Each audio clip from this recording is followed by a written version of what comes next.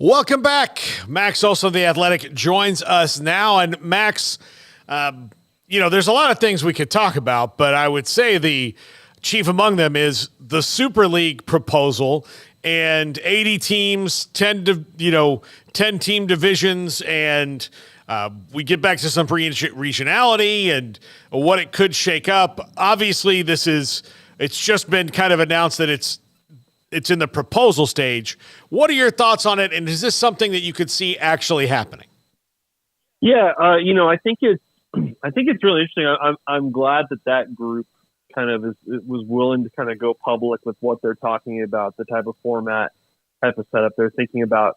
Because I think the big hurdle here is probably the TV networks, and I think that's made clear by the way that Andrew Marchand and Stuart Mandel reported that story yesterday, with the conferences being a little bit afraid to even meet with them. I think that's like, certainly as we saw with the playoff expansion process over the last 2 years, it's not so much about good ideas as it is about kind of who's in control, who has the power, who benefits. But, I think it's important to kind of start this conversation about, we for years we've been saying, oh man, this is a disaster. It's the Wild West. It's out of control. It's heading in a bad direction. I think I appreciate that this group is trying to talk about, okay, what are the pillars of what the future of college football needs to be, and kind of how do we build a setup here that achieves like the important stuff, like, paying players and having collective bargaining, no longer getting our asses kicked in the courtrooms over antitrust problems and class action suits.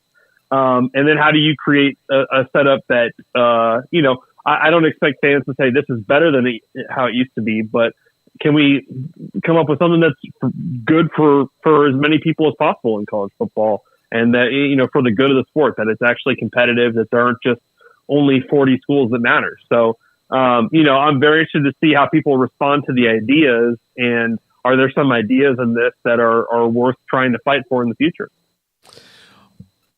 Do you think that the conferences just don't want to rest, that much control on anybody else? Like, look, with Greg Sankey and everybody we ask about, because we've never talked to him and never met him, we'll ask, do you think Greg Sankey has the best interest of the future of college sports?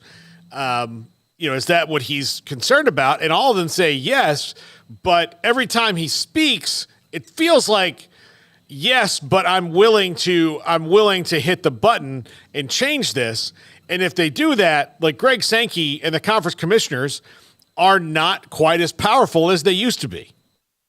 Yeah, I don't know if you've made the moves that Greg Sankey and Tony Matiti and the Big Ten have starting in 24 here. I'm not sure why you'd be stoked about an idea of dropping your leagues down to 10, and everybody, having, maybe a better shot of or a fair shot of making the playoffs and stuff. That's clearly not kind of what's in their interest right now. And, for all the work that Greg Sankey has put into building up the brand of the SEC, like it's not, this kind of proposal is not really in his interest. And you can definitely understand why, these guys that have the power are very reluctant to engage with these ideas and look at this stuff and say, well, why would this group come in and come up with a new plan for us? I mean, when these commissioners are so in the weeds and have been for the last 2 years of trying to find the solution. So, yeah, I think that's ultimately, that's a very hard thing to ask those guys who certainly realize and they're in a position of power. As we saw with the CFP stuff, they're willing to take advantage of that. It's hard to see them coming around on, yeah, this group has all the right ideas, let's go with this. But I do think that, at the same time, like I said, this is the conversation that needs to be had is, look, I know people can probably read that proposal and say, man, I don't know if I really like this. I don't know if this is an improvement. But there are some fundamental pieces of this that are going to be the case in the future. So we have to figure out a way to come up with a system that invites more people to the party than just the Big Ten and the SEC. Yeah, by the way, just clicked on the site, The Athletic, Max, and the first story that popped up that I saw, or two stories, are Seth Emerson saying why the Super League is probably a non-starter for the SEC, and then Chip Kelly saying, does he get credit on the Super League idea? Because this is really a lot like what he said at his press conference, which was probably the last time we saw him do a press conference at UCLA. Yeah, that's right. That's right. And I'm sure that if the great Mike Leach were still around, he probably would have already proposed this by now too. I think that there's some people, as my old colleague Andy Staples has widely said, this is the kind of stuff that fans usually would send him 5,000 word emails about. Here's how we should do it. And so to see a group kind of get behind some of those ideas is very interesting in terms of bringing it into more of the mainstream discourse. And, honestly, Paul, I think that some people should probably look at this and say, this is not imminent. Clearly there's a lot to get worked out in terms of what should the future of this be. But when you look at, and Sam kind of drew up what would those conferences look like if it was just 10, could this get us back to a little bit of, leagues that make sense like they used to, leagues that, a lot closer like to what we had in the 90s than what we have today. Like in some ways, maybe fans would welcome that kind of us getting back to normal a little bit in these conferences, as opposed to continuing down this road we're currently on, where, clearly like we're already talking about like, all right, well, are the SEC and the ACC just going to, gobble up the ACC and continue all this consolidation? I know it's not your column, but you and Ari travel all over together, and I do want your opinion on this. He wrote in his mailbag about Deion Sanders not maximizing his recruiting potential at Colorado. And when Deion first said, like, look, I want them to come to my house, I don't want to, create this huge ruckus when I go places. It's different for me. I thought, okay, good. That's what he wants to do. He's Deion Sanders. It'll probably work out for him. But Ari flipped it like, well, no, that's exactly what you need to do, because if you're Deion Sanders and you walk into somebody's high school football game, like you have now gotten that recruit and everyone's attention in a way that even like Kalen DeBoer or Kirby Smart may not be able to.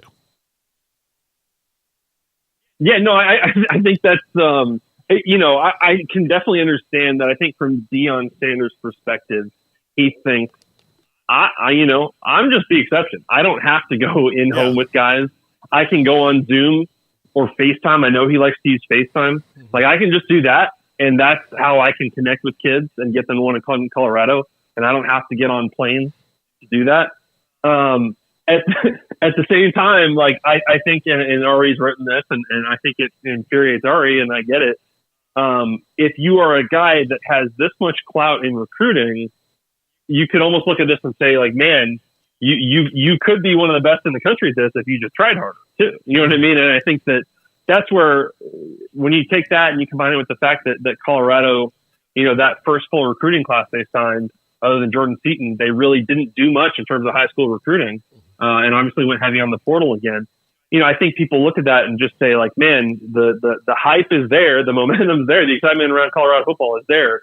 So why are you not going out and signing a ton of blue chip recruits? I think it's an interesting thing, and we're going to see in this cycle, as Deion Sanders goes into year 2 here, obviously we're expecting Shedeur Sanders and Travis Hunter to go pro after this year.